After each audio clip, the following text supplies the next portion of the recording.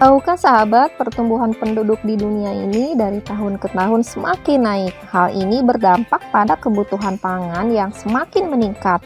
Seiring perkembangan zaman, teknologi semakin maju sehingga dapat membantu permasalahan yang ada di sekitar hidup kita, termasuk teknologi di bidang reproduksi tumbuhan yang dapat menyelesaikan masalah kebutuhan pangan.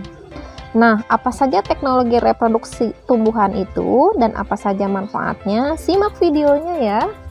Assalamualaikum warahmatullahi wabarakatuh. Halo sahabat, masih semangat kan belajarnya? Di sebelumnya kita sudah belajar tentang sistem reproduksi pada manusia, sistem reproduksi pada tumbuhan, baik itu secara vegetatif dan generatif, pada tumbuhan tingkat tinggi dan pada tumbuhan tingkat rendah. Nah, di video kali ini saya ingin membahas mengenai teknologi reproduksi pada tumbuhan, mulai dari jenisnya serta manfaat-manfaatnya. Nah sahabat, apa itu teknologi reproduksi? Teknologi reproduksi adalah ilmu reproduksi atau ilmu perkembangbiakan dengan menggunakan alat atau prosedur tertentu untuk menghasilkan suatu produk berupa individu baru atau keturunan. Nah, teknologi reproduksi ini bisa diaplikasikan pada tumbuhan, manusia, ataupun hewan. Nah, di video kali ini saya hanya ingin membahas contoh-contoh teknologi reproduksi pada tumbuhan. Ada 3 jenis teknologi reproduksi pada tumbuhan yang sudah sering dilakukan, yaitu yang pertama adalah hidroponik, kemudian ada vertikultur dan kultur jaringan. Yang pertama adalah hidroponik. Hidroponik merupakan cara penanaman tumbuhan dengan menggunakan larutan nutrisi dalam air dan tanpa menggunakan media tanah. Biasanya ini cocok dilakukan di daerah perkotaan atau di rumah-rumah yang memiliki lahan yang tidak terlalu luas. Nah, ini contoh hidroponik di kebun saya sendiri dengan memanfaatkan lahan sekitar rumah dan bisa menghasilkan sayuran seperti ini. Nah, media yang biasa dipakai dalam hidroponik biasanya berupa rokol atau arang sekam atau busa, kemudian bisa juga hidrotun. Nah, itu disesuaikan dengan jenis tanaman yang akan ditanam. Bahkan tidak menggunakan media sama sekali pun bisa dilakukan ya. Ini contoh saya menanam kangkung tanpa menggunakan media sama sekali. Ada beberapa jenis sistem yang digunakan dalam budidaya hidroponik. Yang pertama ada sistem wick atau sistem sumbu, yang kedua ada sistem DFT, kemudian ada sistem NFT. Nah, kita lihat ya bagaimana perbedaannya.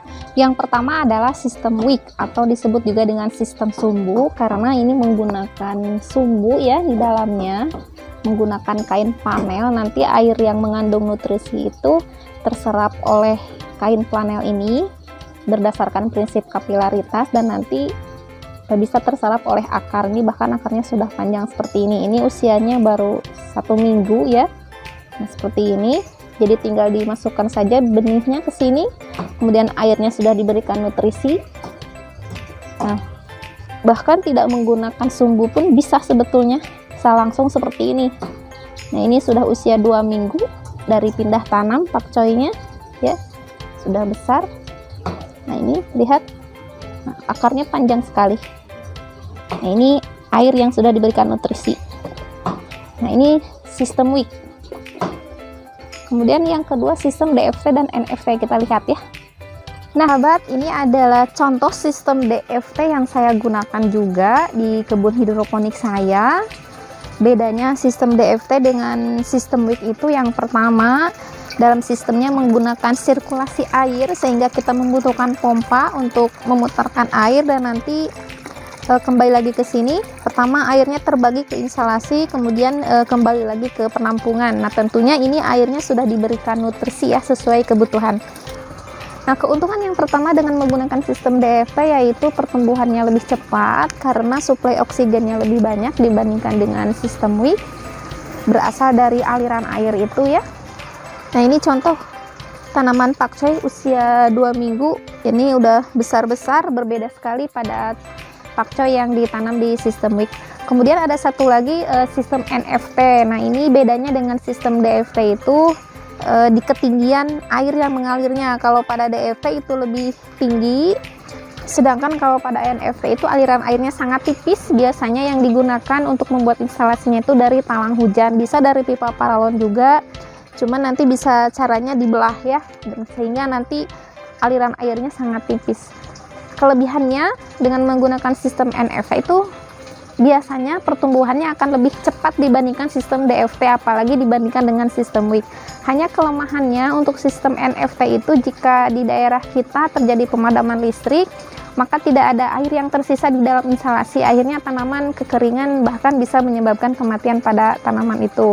Kalau pada sistem DFT itu kelebihannya, jika terjadi pemadaman listrik sehingga tidak ada aliran air di dalam instalasi, masih tetap ada air yang tersisa sampai nanti listriknya mengalir, jadi lebih aman. Jadi jika sahabat ingin mencoba berhidroponik menggunakan sistem DFT atau NFT, nah sebelum memulai dipertimbangkan dulu sistem apa yang akan digunakan. Kemudian nutrisi yang digunakan adalah berupa larutan beberapa bahan ya yang dicampurkan. Biasanya dipisahkan antara larutan A dengan larutan B karena komposisinya berbeda, dan itu kelebihannya di berhidroponik itu nutrisinya sesuai dengan kebutuhan kita. Nah, biasanya kebutuhan tiap tanaman itu berbeda-beda, dan untuk mengukur kepekatan larutan itu menggunakan alat yang disebut dengan TDS meter. Nah, untuk proses bagaimana mulai dari proses awal sampai panen itu sama seperti bertani secara konvensional pada umumnya, mulai dari proses semai, pindah tanam, pemeliharaan sampai proses panen. Nah, jika sahabat ingin mengetahui bagaimana cara semai, pindah tanam, bisa sahabat simak video yang lainnya, yaitu tentang proses semai, kemudian ada pindah tanam khususnya pada tanaman hidroponik. Nah, sahabat, keuntungan bertani dengan cara hidroponik itu yang pertama bisa dilakukan di tempat atau di lahan yang sempit. Ini juga saya menggunakan lahan depan dan samping rumah menjadi sesuatu yang lebih produktif. Ya, tidak perlu memiliki lahan khusus untuk berkebun.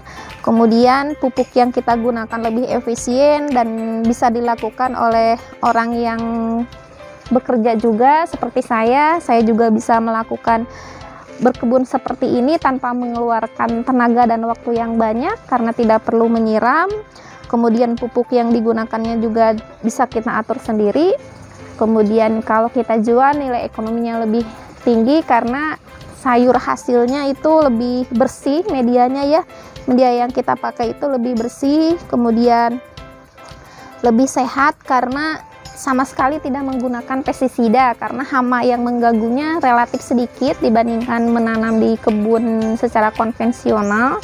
Apalagi gulma, ini tidak ada sama sekali gulma ya, hama juga hanya sedikit. Bisa saya antisipasi dengan menggunakan jebakan, biasanya disebut dengan yellow trap, karena serangga itu biasanya lebih suka dengan warna yang kuning ya, kuning cerah. Namun selain kelebihan tentu terdapat beberapa kekurangan. Yang pertama, jika dilakukan untuk skala produksi membutuhkan biaya yang cukup besar untuk membuat instalasi. Kemudian dalam prosesnya butuh ketekunan dan ketelitian, mulai dari proses semai itu cukup membutuhkan ketelitian ya. Nah, sahabat, itu mengenai teknologi reproduksi yang pertama, yaitu tentang hidroponik. Selanjutnya ada teknologi reproduksi yang lain, yaitu vertikultur. Vertikultur itu sebetulnya membuat sebuah instalasi pertanian ya dengan cara ditingkat. Itu biasanya dilakukan pada lahan yang benar-benar sempit.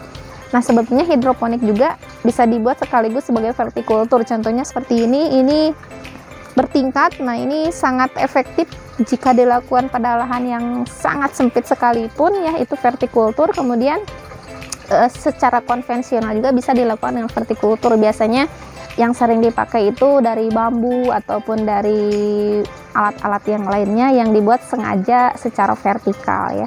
Dan yang terakhir yaitu teknologi reproduksi tumbuhan, yang satu lagi tidak kalah kerennya dan ini sangat banyak keuntungannya, yaitu kultur jaringan. Kultur jaringan adalah suatu metode perbanyakan tumbuhan secara vegetatif dengan cara mengambil suatu bagian dari tanaman, seperti sel, jaringan, atau organ. Bagian tersebut kemudian ditumbuhkan dalam kondisi steril di medium yang mengandung nutrisi dan zat pengatur hormon. Bagian tersebut kemudian ditumbuhkan dalam kondisi steril di medium yang mengandung nutrisi dan zat pengatur tumbuh atau hormon, sampai memiliki bagian organ yang lengkap berupa akar, batang, dan daun. Nah, metode kultur jaringan ini termasuk vegetatif buatan ya, karena prosesnya dilakukan oleh manusia. Contohnya adalah kultur jaringan pada tanaman anggrek. Alur proses kultur jaringan adalah mulai dari pengambilan eksplan bagian tubuh, Eksplan ditanam dalam agar-agar khusus yang sudah diberikan nutrisi. Kemudian media harus dalam keadaan steril. Eksplan akan tumbuh menjadi kalus berupa kumpulan sel. Kalus akan semakin banyak dan membentuk plantlet yang sudah memiliki organ lengkap. Proses berikutnya adalah aklimatisasi dan akhirnya pindah tanam. Nah, kelebihan metode kultur jaringan adalah dapat menghasilkan banyak individu dalam waktu yang cepat dan semua tumbuhan dapat diperbanyak dengan kultur jaringan. Berbeda dengan hidroponik yang hanya bisa dilakukan pada tanaman-tanaman tertentu. Demikian sahabat penjelasan mengenai beberapa jenis teknologi reproduksi pada tumbuhan yang dapat dilakukan oleh manusia sebagai alternatif untuk memenuhi kebutuhan pangan yang semakin banyak. Semoga dapat bermanfaat buat sahabat dan sampai jumpa lagi di video-video berikutnya ya. Tetap pantau channel ini. Terima kasih. Assalamualaikum warahmatullahi wabarakatuh.